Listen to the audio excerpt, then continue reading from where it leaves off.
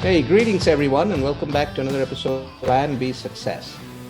Who we have with us today is Wanis Ruiz, all the way from Vancouver, British Columbia. Now, Ivan's had a very colorful career. He's done a multiple set of things we all aspire to do, on the corporate side of things. He tried it, tested it, didn't like it, move on. That's what he did. And then right now, he's the founder and CEO of Public Speaking Lab. That's what he runs, publicspeakinglab.com. So let's come Ivan and we'll hear his story from himself. Welcome, Ivan. Thanks, Rajiv. And you know what? Well done, sir. You did the name perfectly. Every time people have to do my name, they freak out a little bit like, oh my God, there's 3 words in this thing. So bravo, sir. How you doing? I'm doing great. How are you? I'm good. Rajiv, I know we kind of loosely know each other a little bit. So I thought it might be really fun, okay, for the listening audience and for you. All right. Bios are boring. No one reads bios, man. If we're honest, if you're ever in a meeting and stuff and people like read a bio, you're like, yep. Everyone sounds like they're amazing. Everyone's done a TED Talk. Hey, look at me. I'm a TED Talk. Like everyone's done it. It's 0. So instead of that, let's do this. I'm going to tell you first 3 fun facts about me. 2 are true and 1 is a lie. And Rajiv and the listening audience, you guys tell me which one you think is the lie, and then you can ask me questions about the truths, okay? All right, so here we go, Rajiv. Number 1, I've met Leonardo DiCaprio. Number 2, I can do the splits. Number 3, I can do a head spin. I would think number 2 and 3 are probably true. Okay. And you think number 1 that I've met Leonardo DiCaprio is a lie? Probably because look in my eyes, Rajiv. He's trying. He can't tell. He's like, look at this guy. No. But here's the thing, right? So I know you dance. So the other 2 are related to dancing, and then you said 1 of the 3 is a lie. So I'm just going by that logic there. Well, let me tell you something, Rajiv. As you mentioned, I'm Canadian, and I went to university in Montreal. And Montreal is a bilingual city, but the language of choice is French. So when I got there, I could barely speak French. But I needed a job. So how do you go? In Montreal, it works like this. Do you have a job available? Sure. I'm interested. Do you speak French? And it's literally the first question. If you did the interview in French, they'd be like, can you speak English? It's the first thing they need to know. So what do you do, Rajiv, when you can't speak French and you need to get a job in a French environment? You get a job as a movie extra. Wow. Okay. Best student job ever. Are there any students? I know you were saying there's if you're a university student, forget working at Starbucks, man. Get a job in as a background in movies for a couple of reasons. Number 1, if you work a 12-hour day, 5, 6, 7 of those hours are just sitting around waiting to be needed. So I would do so much studying. Number 2, they feed you. And what student don't you know wants free food, right? Absolutely. So I had that. And then as a result, you have fun little experiences. So if you've ever watched the film The Aviator with Leonardo DiCaprio, my friend, I am the shoulder right in front of him. All right. And because we were standing there for hours, after a little while, it's kind of like, hi, I'm Leo. I'm like, hi, I'm Ivan. Nice to meet you. Nice to meet you. How was lunch? Good. How was lunch for you? Good. What you doing later? So that one actually is true. And as you mentioned, I am a dancer. And so the head spin one is true. However, I've never been able to do the splits, and it's my 2021 resolution. All right. I kind of dabbled with probably the head spin is the lie there for a minute, but then I said, okay, you know what? But it's for better or worse, Rajiv, I guess I'm a pretty good liar. Part of business, right? Hey, yo, listen, listeners. He said that, not me. Rajiv said that. Ivan did not say that. Rajiv said that. All right. But it's funny, man, because one of the things I was listening to the podcast, and when you talk about like the plan B, or the fear of the unknown is greater than the fear of being unhappy. So most people will settle for unhappy. You know, I hate this job. Quit. Find another job. What if I can't find something else? What if I can't find something as good? But also in like, Rajiv, I mean, how many friends do you have that are in relationships where you're like, break up? Like you guys should break up. Mm-hmm. But it's like, oh, what if I don't find anyone else? What if I don't find anyone as good? That kind of stuff. The fear of the unknown is greater than being happy. And so I've been lucky. I tell people that all the time, and I never want to fall into that trap of doing something just because it's the safe thing to do, just because I know what that means. It's one of the reasons I actually why I reached out to you initially to talk, because I love that idea. Absolutely. So let's go back and revisit your background, Yeah. right? So lay it out for us. What did you do? How did you get to where you are today? Sure, certainly. So just for anyone who's listening, my main kind of realm is I teach communication skills. And when I don't teach communication skills, I'm using communication skills. So I actually initially I worked for this government organization called the Ministry of Attorney General. And I traveled around the province when I was 18 years old, 5 years ago. For the listening audience, that's me winking at Rajiv because I look very youthful. Correct, Rajiv? Yeah, you are. Go on. Not a day over 25, right? A day over 25. That's right, man.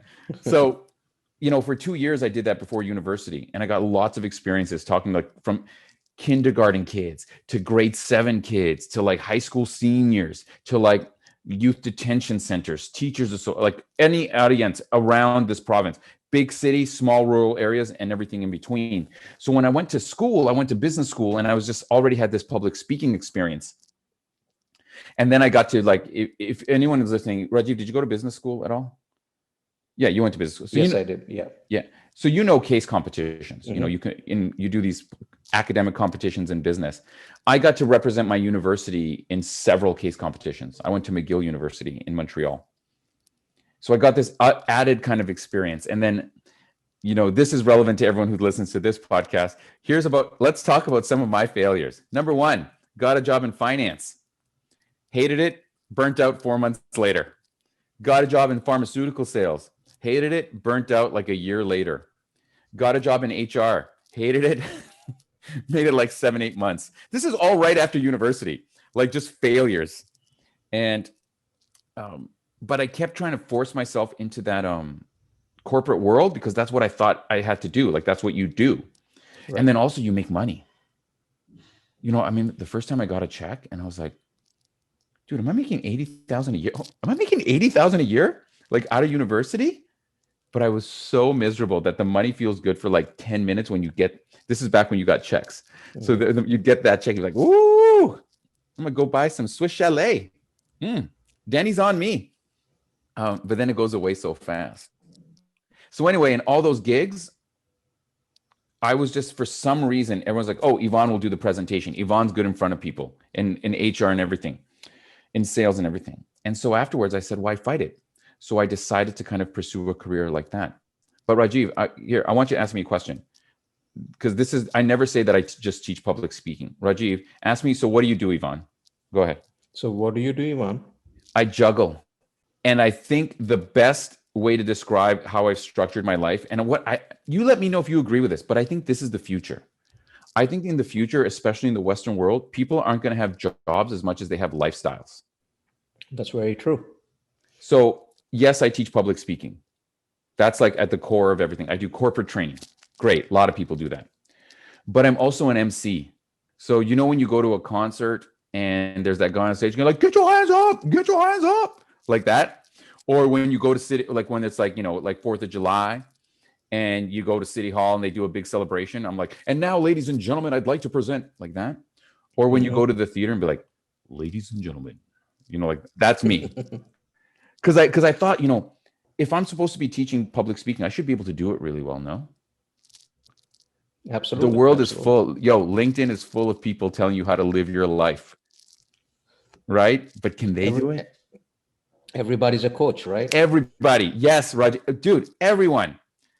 And then I juggle teaching public speaking. I MC events. And as you said, I also moonlight as a dance instructor. I teach dancing. But then I also, because of, I found not because of Leo, but I'm also a professional actor.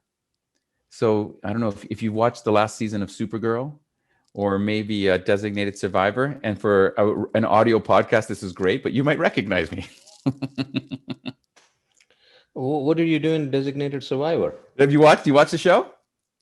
Oh, yeah, I did. Yeah. Okay. So, it's interesting. You can't recognize me. Okay. So there was an episode. All right. There was an episode where this couple sneaks across the border from Mexico for their kids' life change. The kid needs a surgery. Oh yeah. Yeah, I remember that. You remember that episode? Yeah, I do. Well, you're looking at the dad. That was me. Oh boy.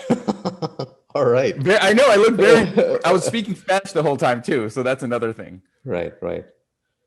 Awesome. So if everyone who's listening right now, he's like he had this moment like, is that the same person? Oh yeah, that's why I was trying to reflect back. So it's wonderful what you said and what you do, right? The juggling part of it, because none of us, I think, are just cut to do one thing. Although we put up that face out there in corporate that I am the sales guy or I am the operations expert, and that's what even your recruiters are looking for, and I think that's why people do it most of the time. But you're more than you're multicolored, multifaceted. That's what it is. But when you talk about right out of school what you did and the different functions, different jobs that you tried, and you got burnt out pretty quickly, where did you go from there? After that, what did you do before you came to start Public Speaking Lab? Yeah. Well, let me address a few things you said, if that's all right, Rajiv. Sure. Because I definitely agree with you. I want to shout out my friend Marco from Germany. What's up, Marco? If you listen to this, I'll send it to him so he listens to it. Okay. Absolutely. But Marco always said, when you think about your headline on LinkedIn, everyone puts their job. He says, but what you should be putting is the thing that doesn't change from job to job. Because as you said, in the corporate world, people say, what do you do? Oh, I'm a managerial accountant. Well, guess what? There's millions of those. So you're replaceable. Mm-hmm. But what's that underlining thing? And what I realized for me is that my underlining thing was I was good at speaking in front of other people. And I was also really good at teaching people that. And I wanted to develop both of those industries. But the question is, how do you start? Because as we were saying, LinkedIn is full of people telling you how to live your lives. There's Tim Ferriss started like this expert, remember, for the 4-hour work week? Mm-hmm. And then he says, you can just become an expert. You don't even have to be that good at it. Now look what we got, This is, by the way, as a fun fact, this is everyone you've ever heard on LinkedIn. Don't care what other people say, follow your dreams, make sure that you're passionate. If you do something you love, you'll be good at it. Great. But no one ever tells you how. They just say, do those things. You know what I mean? So I thought to myself, okay, what are the tactics? Forget the idea. What are the tactics to develop a business? Number one, I fell back on the fact that I was making money as a dance teacher. Not a lot, but I was making enough. I was working a couple times a week, and I enjoyed it. Big thing. I didn't hate it. So that kept me sane. Right? For a while, actually, was pursuing a career as like traveling the world performing and that kind of stuff. But anyway, that's a side note. When you want to become a quote unquote expert in something, or you want people to pay you to consult, and I'm not a motivational speaker. There's a lot of people who can tell you to follow your dreams in many different ways.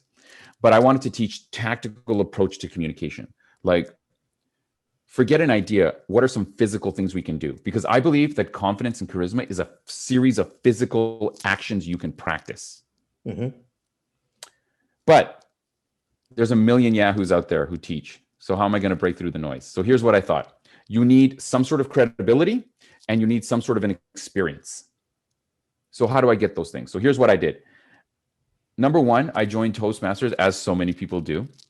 And then I became a DTM, like the highest level of distinguished Toastmaster. That's how I started getting experience. But here's what I did to leverage that. I was a Toastmaster in a university. And so I asked all of our membership who are members of the university, some worked there, some were students at different levels. I said, let's offer free public speaking workshops to your faculties, to your groups. So I could get experience teaching in front of others.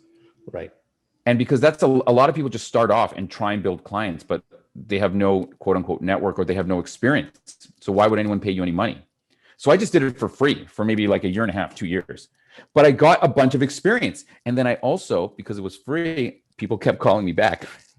So, like the arts were like, hey, we got no money. Do you want to teach free for here again? I was like, sure. But those ended up being my first clients, by the way. After a while, they're like, we want to pay you for your time. You're bringing us value. And then I also did things like I took the Dale Carnegie course. I became a Dale Carnegie, how to win friends and influence people. I became a certified trainer. And that was just another way to get social proof and experience. And I made no money for years. And then periodically, someone would say, hey, how much do you cost? Because I was one of the people at the university, took my class, graduated, got a job in a company. The company said, hey, we need someone to do some leadership development. I know somebody. Like literally, that's how it happened. Mm-hmm.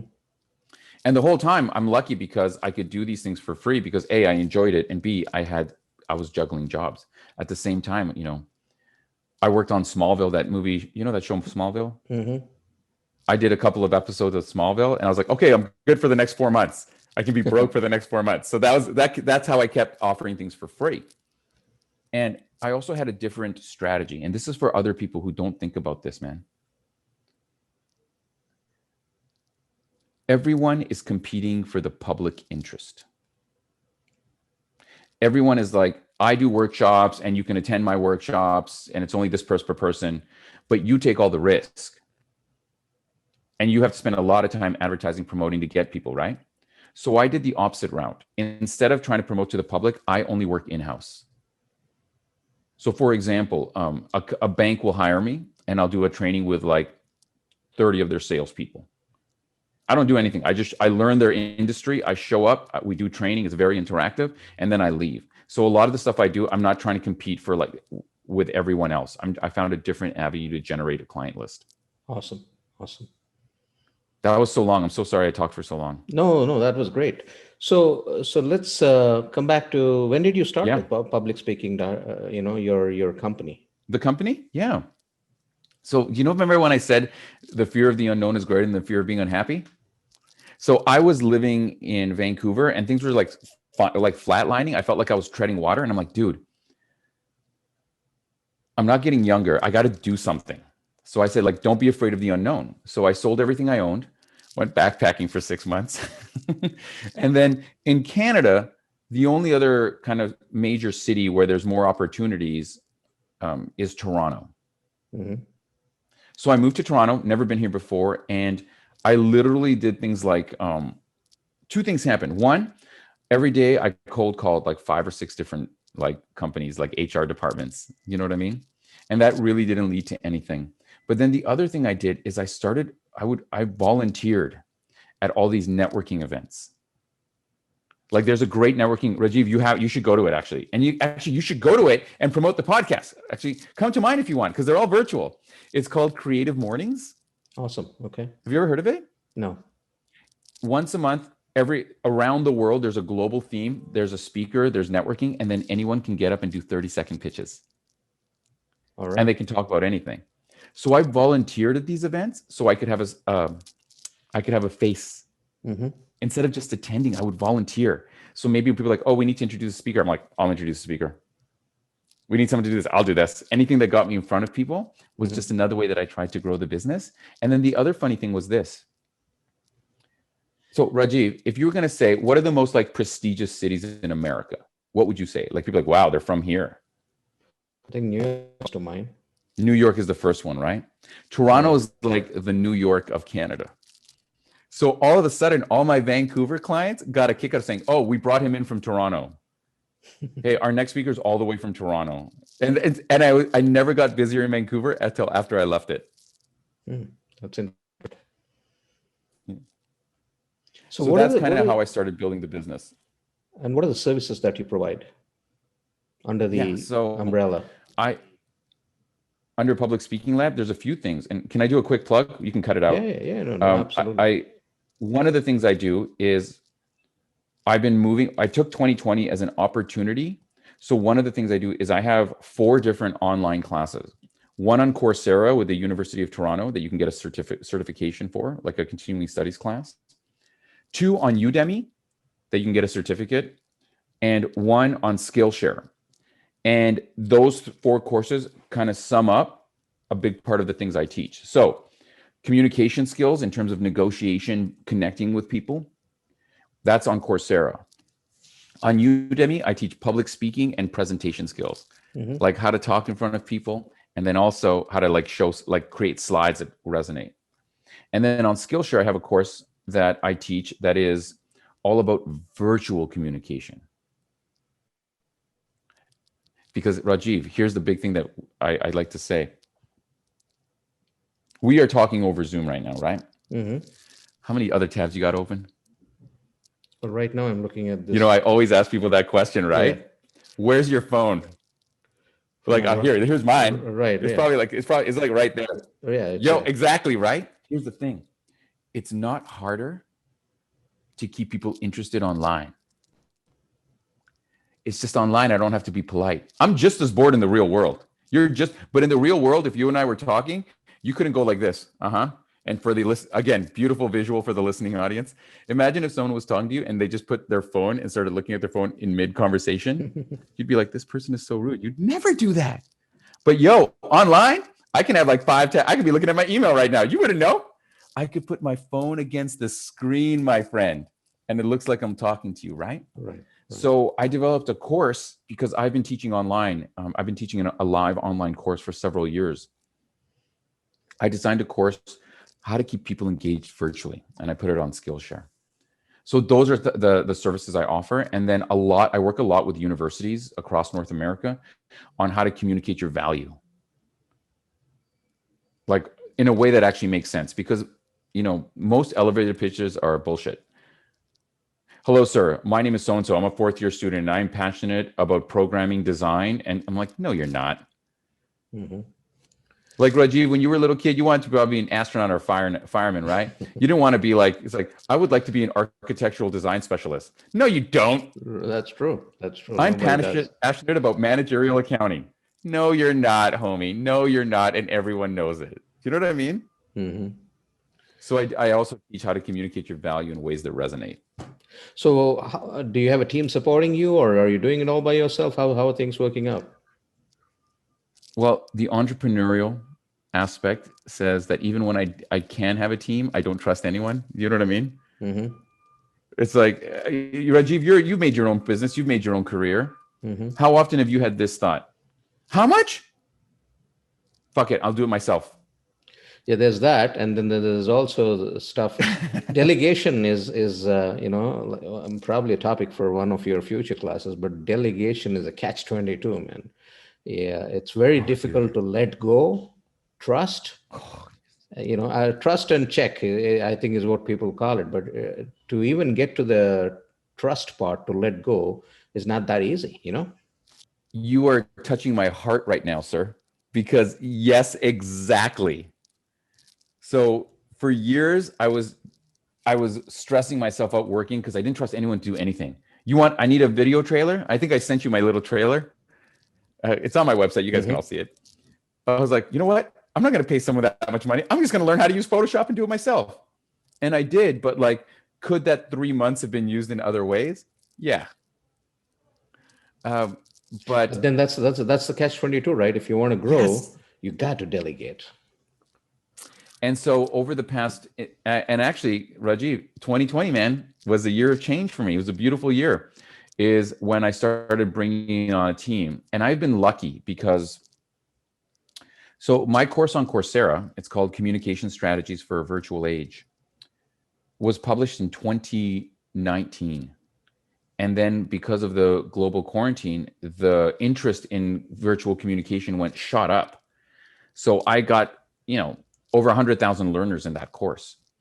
And as a result, I had a lot of people reach out to me saying, Yvonne, all my students who would graduate, do you ever need help with A, B, or C? I specialize in marketing, I want to grow. And so I managed to slowly now build a team of about 5 people. And I want to shout out RL in the Philippines, who's my main go-to. I'm going to say, I don't want to call him my assistant because it's more like he's like my right arm and my left arm and part of my brain. He does so much. He's been a powerhouse of a human being.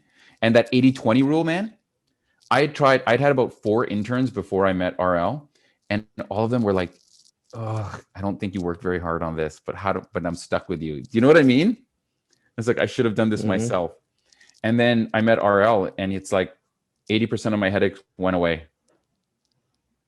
You know, and Awesome. yeah, Awesome. and then I have a team. I have about 3 other. I want to shout out Elena, who is if RL is this part of my brain, Elena's probably the other half. Between the two of them, they have other people below them that I haven't even met. And that's how I've slowly structured the team. But boy, is it hard to let go. It is. It is super hard to let go. So for people that want to get in touch with you, or that want to reach out and find out more about what you do, what's the best way to reach you? If you just call Rajiv at his cell phone, and I'm just going to share your cell phone real quick with everyone. I'm just kidding. He didn't even give it to me, everybody. I don't have no idea how to call Rajiv. No, listen, really easy. publicspeakinglab.com/connect. I recently wrote a book called End Boring, because I'm on a mission to end boring meetings and boring presentations. If you go to publicspeakinglab.com/connect, it's literally all my classes. It's like a link tree. I just made my own link tree, and everything is there. publicspeakinglab.com/connect. And you can find my Instagram, everything, Public Speaking Lab. All right. And then in terms of next year, what's on the docket, or what are the plans for the upcoming year? Oh, yeah. So, juggling, as I said, juggling jobs, right? So as the world opens up, or at least as North America opens up, I have a bunch of goals. And one of them, working with my team, I mentioned RL and Elena as part of my teams. Actually, I'm a big believer in a higher tide raises all ships. So I'm starting separate, unrelated businesses with them. And, full transparency, they're doing a big chunk of the work, but I'm giving them 100% of the benefit. So for example, I'm developing another site I'm developing another business based around teaching acting virtually and becoming like an online resource for people who want to learn and understand the acting industry. But that's going to be a separate business that all the money that is generated from that is going to go to my assistant. Awesome. For the first time. Because if I can empower them to be super successful, then my network is super successful. Do you know what I mean? So that's that. And then I want to get out and MC some stuff, man. In 2019, I was like on cruise ships, get your hands up. I was at New Year's Eve celebrations downtown, the largest group I ever spoke in front of was like 30,000. And I'm telling you, man, running out onto a stadium and getting 30,000 people to like choreograph like a hand routine. Oh, it's horrifying for a lot of people, but man, it makes me feel good. I love doing that. You know what I mean? Absolutely. So absolutely. That's my big thing for 2020. And then growing the book. I'm really trying to, that's why I want to say thank you to you, Rajiv. So your book already out there? This time. Oh, it's out. It's called End Boring. It's on Amazon. Just look for End Boring, a tactical approach to public speaking, or go to publicspeakinglab.com/connect. But let me give you some props, Rajiv. Sure. Because you spend all this time quietly listening to me talk about why I'm so awesome. And then everyone who comes in is like, well, I'm awesome because of all this stuff. But you're pretty awesome too, man. You started this whole thing 2 years ago. That's right. Because you thought you could do it better. Absolutely. So, there's a lot of podcasts out there and they keep growing, right? And a lot of them are interview based. And I wanted to do something where make it a mix of interview as well as your own expertise, anything that you could share. I come from with the background of about 20 years in the industry on the corporate side of things. And, I've done multiple things. I've been an entrepreneur. I've been an executive. I've been teaching MBA students in a part of my life. I've done all of that stuff. And this was my culmination point of bringing it all together. And I think it comes from I think I'm at a point in life, and I'm sure you think about it all the time too. You don't want to be another employee or another paycheck. You take your paycheck, and then what you did for that 2 weeks or a month is gone. It's down the drain, right? There's nothing to show. And you being an actor, you'll understand this. Like you look at actors or musicians, they all have something to show for what they've done. But when you're an employee, whether it is a year, 10 years, or 20 years, you distill it into a 2-page resume, and that's all you have. And there's a lot more in your head. And this was my way of putting it out there for the world, for those that want to benefit from it, that for those that can use it, the experience, the expertise that I've gathered over the years. And I'm right at the cusp of my second year now. I think I'm running on the 300th episode right now. And there's a lot of stuff that's shared. And sometimes I go back and listen to it and I learn from my own content, you know? I love that, dude. So, I don't want to be an 80-year-old looking back and saying, man, there's so much more that I could have shared and I haven't, and have that regret. And this is one way of doing that. And you know what I love about that is there's a saying I always say: the only regret in life is regret. There's a girl I used to see at the bus stop when I was 19 for 6-7 months, and to this day I still think about, like, why did you ever go and talk to her, man? The only regret in life is regret. If I would have talked to her and she would have been like, I'm not interested, probably forgotten about it. Wouldn't be part of my life. Right. And that applies so much to work too, right? I shoulda. Yeah, shoulda, coulda, woulda. Those are the things that we got to avoid, So listen, Rajiv, before we end off, for the people who are still listening, I'm a big believer in leaving people with tactics. Like, my book is all about tactics. There's no one right way to communicate. I always say, I want to make you Batman. You know how Batman, you'll fight someone, he'll try something, it doesn't work, but then he tries something else and he's got all the things in the utility belt and he keeps trying until something works. That's what the book does. That's what I do. So let me give people some quick tactics. Absolutely. So if you're listening and you want to get better at virtual communication, or you're running a meeting, or you're running a seminar, and you want to make sure people aren't just checking their emails the whole time, here's 2 quick strategies, okay? And then I'll give you a third one that's just for communication, for the 7 people who listen all the way to the end, right? Because that's what happens. Everyone drops off, right? This is just for all of us now. Everyone else is gone. This is just for us. Right. Okay? Whispering for all of us that are left. So listen, number 1,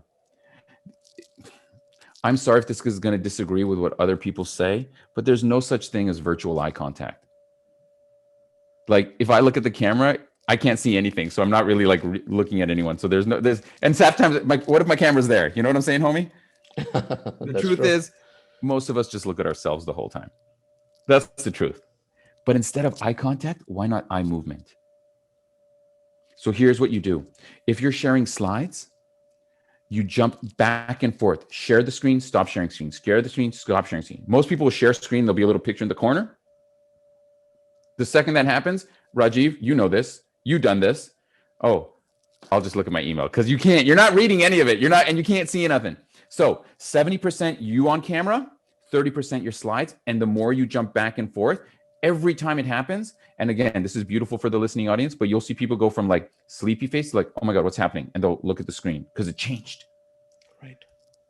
Back and forth, 70% you, 30% your slides. Okay. Every time you see people tuning out, stop sharing or start sharing, and they'll be like, woo! First strategy. Second strategy. If you're in a session where no one's on camera and there's only a chat function, every 30 seconds to a minute, you need to get people to do something in the chat, but it can't be the same thing over and over. So vary responses in the chat. And it can be as simple as this. If you understand, can you give me a smiley face? And then the next time, if you understand, can everyone give me a yes? If you understand, can everyone please write understand? Every single time I change what you have to put in the chat, you go like, oh, understand. And who cares though? Who cares? Because even if they're like, oh, I got to write understand, that simple process of me thinking about the new thing to write is another moment of re-engagement.